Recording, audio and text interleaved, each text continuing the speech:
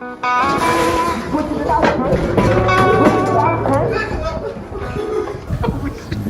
look at some old tapes when them guys was little, man. Just look at them now, you know what I mean? They don't understand, man. God damn. This shit didn't just happen overnight. You invested over 20 years.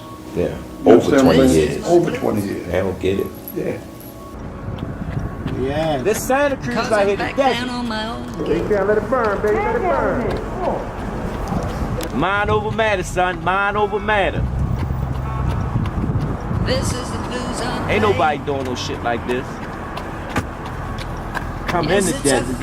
Nigga trying to stay away from the desert. He come in the desert. When the night is Camera. cold and low. Oh, I see. Okay, light, camera, action. And fighting for Light, action, camera. Come on, Tank. Come on, Tank. Work him out. Work him out, Tank. Come on, let's get dig down in there. Dig down in there. 10 seconds. Don't think about it. Don't think about it. Remember that gun on it? They got that gun on that tank. They go time.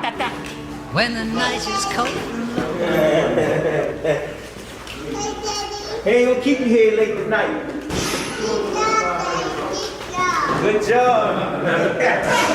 It's been hard being away from my daughter. You know, she actually here, she sleep. Just being away from her, it was a little touchy, but I know what I'm up, you know, up against. You know, I know that I got pay-per-view. You know, I know I'm fighting a tough opponent, so really I know how to lock in. I know how to shy away from everything. I know how to, like, I know how to fool around.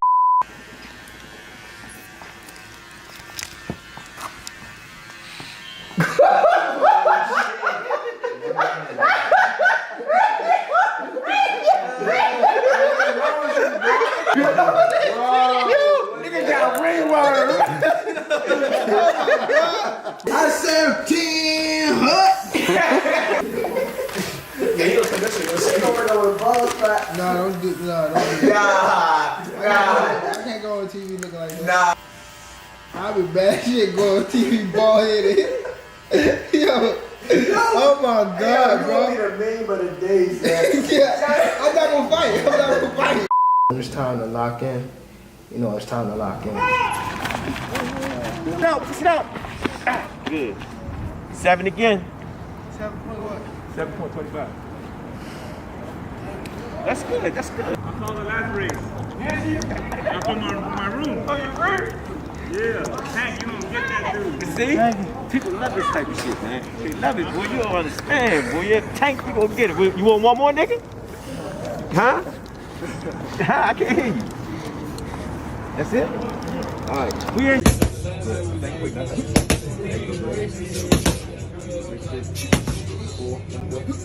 5, 6, 7, 8, 9, 10. Come on. Stop playing with him. Get to his ass, here. Get to his ass. You understand what I'm saying? He's not on your. I ain't even gonna ask you that question on camera. What? I'm talking about family at this point. Cause you pulled up with just somebody else. You didn't even pull up with your team you pulled up with. We ain't see Calvin. Yeah. Calvin was there. Okay. Calvin was there. Okay. I think he came a little late though. I spoke to him. Y'all good. Yeah. All right, because I just seen Calvin too. But that's another thing. Calvin is someone that he's like, when I ain't had no pops, Calvin was the person that you feel me, stepped in them shoes. So no matter if he's not my coach, anything like that, he's always gonna be in my life. And that's why I said I would have asked that question off camera because I already know. Yeah, sure. So I ain't, but you already cleared it.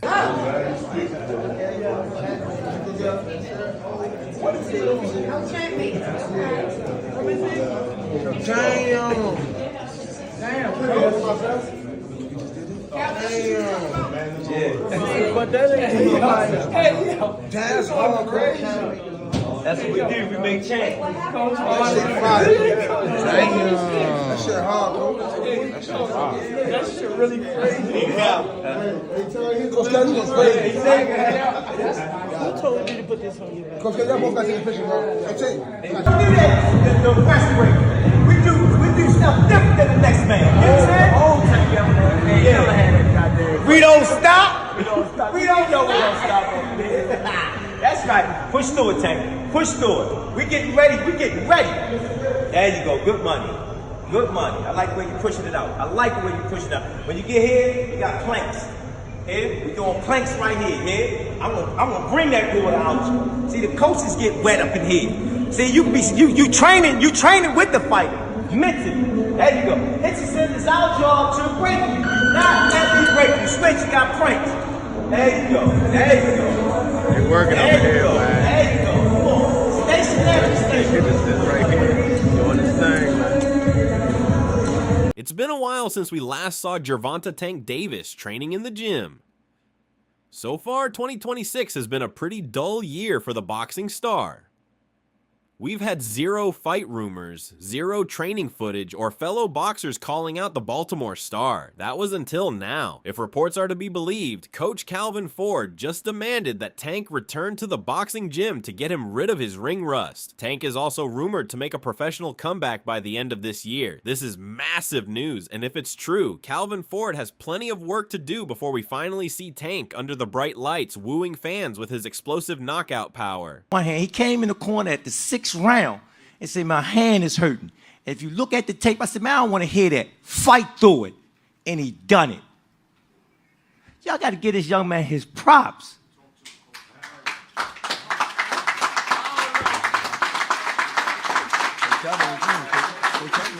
Man, he come in and day out. And you hear him keep saying, he fight who they put in front of him. And we don't turn down nothing but our callers. So whatever they say to do, we're going to get the job done. That's the blue-collar way. Who do you want to see? You, as a guy that's in his trainer, that's like a father figure to him. You're training him all the time. You know him. Both y'all from the streets of Baltimore the whole bit. Who do you want to see Tank fight next? I want him to get all of them that ran their mouth. Give me the names. I need names, Calvin. I need names. You already know. We went down to, we're working on the big 4. It was Garcia. That's the first one. Roma, I hope we get him soon.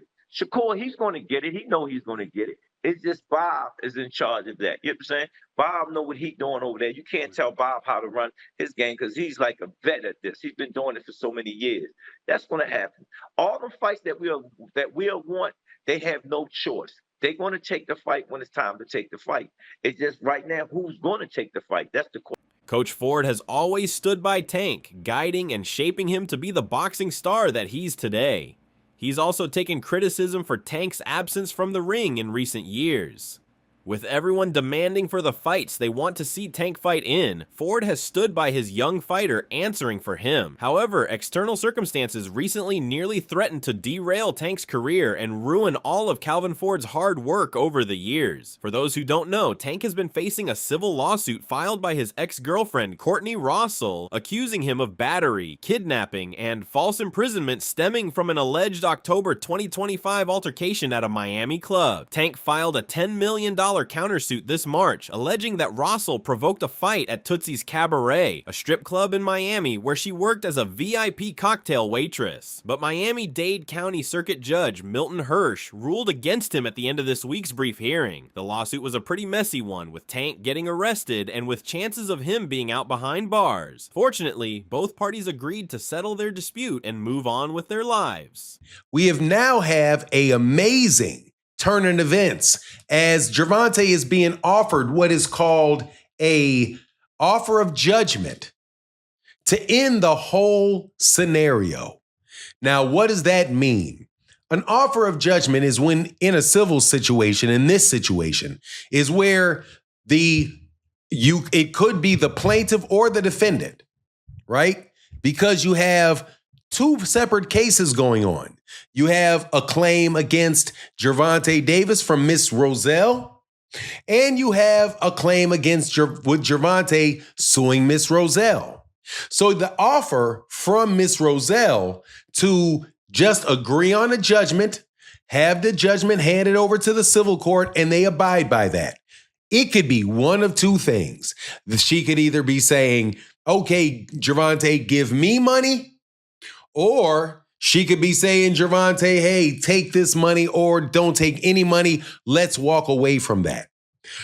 Now, a reasonable person can say, what is the ramifications of this. And again, let me read this for you just so that you have the documentation, because, you know, sometimes people want to talk about sources. This is from the Circuit Court of the 11th Judicial Circuit in and for Miami-Dade County. Plaintiff Roselle, by and through undersigned counsel, hereby gives notice of having served an offer of judgment upon defendant Gervonta Davis. Gervonta Brian Davis is what it would say if he gave the full name. Pursuant to Florida Civil Procedure Code, Rules of Civil Procedure 142 and Florida Statute 76879, which was served upon his counsel of record as identified in the service list of the matter on the 25th day of March 2020. With the dispute now most likely being settled, Tank can focus on his ring return. There's been massive talks about a fight with arch rival Shakur Stevenson happening later this year. Many have been demanding this fight, and after Shakur's latest stellar performances, the voice for a Shakur versus Tank fight have grown even louder. Fan Boxing had an interesting opinion on why Shakur Stevenson needs this fight. He also had some advice for Tank, insisting that Davis needs to move up to 140 pounds and push for the big names in that division because he spent far too long at 135 pounds. Fannin also argues that certain media voices are trying to steer Shakur Stevenson away from a Gervonta Davis fight by pushing him toward 147 pounds. He claims this systematic advice mirrors the pressure once put on Davis to move up, which he believes serves the interests of specific backers rather than the fighters. Fannin asserts that Stevenson remains an undercard fighter in terms of star power, and that facing Davis is his only real path to becoming a major attraction in the sport. He also, Gervonta needs to go to 140, 147. He's been at 135 too long. He's dominating everybody there. There's no challenges for you there. Come on and go up to 147 pounds. Like I said, that's a system. They are not these people are bought and paid for. We already know that. So the people that they support want Shakur Stevenson to go up to 147 to fight guys like Conor Benn, to fight guys like whoever at 147 pounds, right? But what will that make Shakur? Let's just be real. What does that make Shakur? That is going to make Shakur, basically, he's going to be stuck being an undercard fighter. Like he's been stuck being an undercard fighter. He didn't get any real momentum off of that fight with Teofimo Lopez. What did he get? He got a bunch of systematic press, people talking about the fight for about a week and how great he is. And after that, it went right back into nobody talking about Shakur, because Shakur Stevenson he's just not a big star, but he can be a big star if he fights somebody like Gervonta Davis. That's the ticket for him right there, is the fight between him and the guy that's the most popular guy in that weight class, or anybody below Canelo Alvarez, really. But, you know, we live in this era where YouTube channels like The Boxing Voice, like Showbiz the Adult, like these other guys want to prescribe movements for fighters that really don't do anybody any good other than the backers of those. Boxing Hall of Famer Tim Bradley echoes a similar sentiment with regards to Shakur Stevenson. Bradley strongly opposes the idea of forcing Shakur Stevenson to jump to 147 pounds, noting that it would already be his fourth weight class. He highlights Stevenson's recent dominance over Teofimo Lopez at 140 pounds as proof of his elite skill, arguing he shouldn't have to move up without first facing top challenges like Gary Antoine Russell or Dalton Smith. Bradley emphasizes that Stevenson still has significant work at 130 and 135 pounds, specifically mentioning potential matchups against Isaac Cruz or Muratalla. Bradley wants to see these fights before he sees Shakur move up to welterweight for good. Tim, tell us about Shakur Stevenson. He can't seem to get a fighter to step in the ring with him after his performance with Teofimo Lopez. What do you make of that? What do you think's going on with Shakur There's fights out there for Shakur. There's fights out there for Shakur. Hell yeah, there's fights out there. He gotta fight him. He gotta go get him. That's it. Look, every fight ain't gotta be a damn home run. Every fight ain't gotta be not a home run, but every fight ain't gotta be like, you know, what's the word I'm looking for? Super Bowl. Like the Masters or Super Bowl. Every fight ain't gotta be like that, bro. You know what I mean? Just stay busy, get better. Well, you can stay busy and get better, but if you fighting the top guys in the division, that's all that we want to see. You know what I mean? So like, if you're gonna stay at 140, we want to see you against that Russell guy. You know what I'm saying? We want to see you against Russell. We want to see you against Dalton Smith. We want to see you against that top echelon of that division. If you go to 35, we want to see you against the Morotais of the world. You know what I'm saying? We Aren't want to the see biggest fights at 147 though? Ryan, Devin. Yeah, but he's not. Yeah, but he's not a 147 pounder. He's not. He ain't say, oh, let me go test that 140. No, he said, I'm gonna go to 140 without no tune-ups, and I'm gonna face the best guy there, right? And he faced Lopez, and he demolished him like nothing, right? So, like, now y'all want to force him to go up to 47 for what? That's his fourth weight class, dog. His fourth weight class. In a way, it's fourth weight champion too. In a way, ain't going up to 26 yet. In a way, we'll go up there. He handled his business this weekend or next weekend. I'm pretty sure he might go up to 126, right? So the same thing with Shakur. Eventually Shakur will get there, you know, but he got some fights that he can fight. At 130 and 135, shit, I wouldn't mind seeing a Cruz Shakur. You know what I mean? I wouldn't mind seeing that. I wouldn't mind seeing Morotais. Bradley also shared his thoughts on a Shakur versus Tank Davis fight, implying that it's the biggest fight in boxing.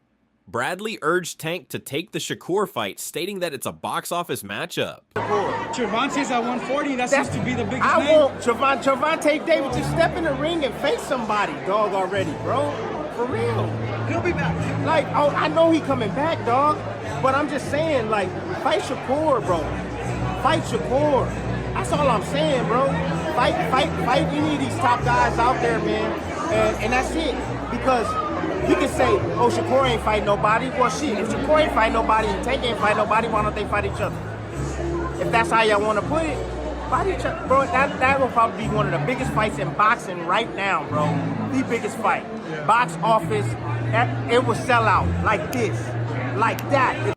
If the Shakur fight happens to be a tough one to make, Tank Davis has other options, most notably being Floyd Schofield Jr., aka Kid Austin, who is the WBA #1 ranked lightweight contender and is actively petitioning and pressing the WBA to enforce his status as the mandatory challenger for Gervonta Tank Davis's title. The Schofields expressed deep frustration with the politics blocking their path to a Tank Davis fight, noting they have been the WBA mandatory challenger for over a year. Schofield Sr. criticized the sanctioning body's delays, stating they are prepared to pursue legal action under the Ali Act to bypass promotional roadblocks. Despite the structural gridlock, he revealed that Golden Boy and PBC are actively negotiating. Schofield Jr. further expressed exhaustion over being held up while his peers advanced, stating that Davis is holding up the division. He emphasized that he stays ready in the gym, eager to fulfill his dream and secure a legacy-defining fight. Oh no, they really in talks right now with Tank for us to fight Tank. We've been his mandatory for a year. Of course, I'm putting a little heat under it because by WBA bylaws, in 9 months after we became that, we were supposed to get a title shot. It's been a year and a half. So it gets to a point like, you know, some people say, well, your son might lose. But my son want to live out his dream. You know, he gave up his childhood. He did all of this to grind to this point. Now the politics of boxing is saying, nah, we're going to go this way, and it's not right. So we're more like standing up for all the boxers that make it to #1, because that's the only way you're going to make boxing exciting. Again, all this politics and picking and choosing and selecting, they might as well keep Zuffa. You know, might as well, I can understand that then, if that's how they're going to. But how do you feel about what's going on? Man, it's crazy, man. I'm being patient. But like my dad said, it gets to a point where it's like, all right, we've been #1. I mean, this is the only sanctioned body, you know, I'm #1. And I mean, I think I'm #2 in the IBF, but I'm right there for that belt. So it's like, out of all my peers, how am I the only one that's being held up from getting a world title that I grew up with? You know, Xander Zayas is already unified. Mason is WBO champion. So it's like, how come I'm being held up by a guy who seems like he doesn't even want to fight? And I think that's the most frustrating part. Because if it's like you don't want to make the good fights happen, it's like, it's almost like in a way, get out the way. I mean, you're holding us, you're holding part of the division up. I mean, you're not fighting Shakur, you're not fighting Tank, you're not fighting your mandatory. So nobody knows what he's doing, but my dad is handling that, and the rest of the team. So, like, y'all know me, I just stay in the gym and I stay ready. So when I get that call, I'll be ready. This could be an exciting fight considering Floyd Schofield is unbeaten and will fight in his first major fight. He's a promising star and could possibly give Tank tough competition in the ring. Kid Austin's promoter Oscar De La Hoya also confirmed that this fight could happen next. While De La Hoya promised to push for the fight if Schofield and his father truly want it next, he explicitly warned that jumping straight into a Tank fight right away wouldn't be the right decision in his eyes. Instead, De La Hoya believes Schofield needs one more developmental fight first before challenging Davis, who he heard plans to return to the ring later this year. Hey Oscar, with this PBC and Golden Boy collaboration, I talked to Kid Austin and he was very complimentary of you trying to push towards his WBA and his Tank Davis fight. Is there real motion going with Kid Austin and Tank Davis? If so, could you give us an update? There will be real talks happening very soon. If Kid Austin wants to go after Tank next, then me as a promoter is what I have to do and get him, right? As a promoter, I still feel that I would give him one more fight and then go after Tank. But if he wants it right away, let's go. Let's go. It wouldn't be the right decision in my eyes, but if the father and the kid want it, then that's what I'll have to push for. I'm not sure exactly what position or what Tank Davis is doing, but I did hear he does want to fight third quarter of this year. So like July is what they were telling me that they would like? Is September, October. Okay. And if this fight doesn't happen either, Tank has another exciting option at his disposal. We're talking about a potential matchup with Vasily Lomachenko. That's right, the veteran Ukrainian former 3-division world champion is reportedly out of retirement and actively looking for a massive fight. If that's the case, the two best options are Tank or Shakur Stevenson. It's almost as if Tank was thrown a lifeline from the heavens. Any fight with the Matrix is a massive fight, and fans will eagerly tune in to watch the boxing legend fight one of the biggest stars in boxing, who also happens to be absent from the ring for over a year. When news broke out about the Ukrainian coming out of retirement, boxing analysts were quick to celebrate and talk about a potential fight between Tank and Lomachenko. No bullshit! The Matrix is back. Vasily Lomachenko is back. Hell, Lomachenko's back. Errol the True Spence is back, fighting him Zoo in July. Hit the Tyson bell. Listen, Bud Crawford, bring your ass. Bud Crawford, come on home. Listen, I was done for today. This news broke. You guys were sending this to me. Breaking news. Vasily Lomachenko's coming back. Ring Magazine, they announced it. They said all over their socials, they said Vasily Lomachenko is coming out of retirement and is targeting a return in the fall of this year. Sources tell Ring's Mike Coppinger. Lomachenko's contract with Top Rank expires today, and he's now a promotional free agent seeking the biggest fights possible. Oh my God! Hit the Tyson bell.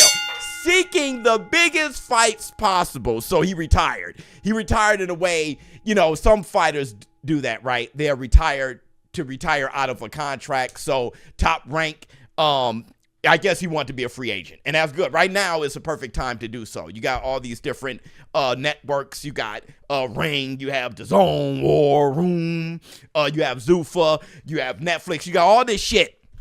So him being a free agent right now and not being tied to Top Rank, that's cool. Hit the tight. However, Lomachenko's return could be a bit of an underwhelming matchup for Tank. At 38, Lomachenko is way past his prime, and any fight between the two could be a one-sided affair. Tank's explosive power could possibly dismantle Lomachenko in the first round itself if his legs aren't as strong during his championship years. Besides, it's rumored that Lomachenko is solely returning for a payday, and he's only going to fight the biggest names. I don't like it.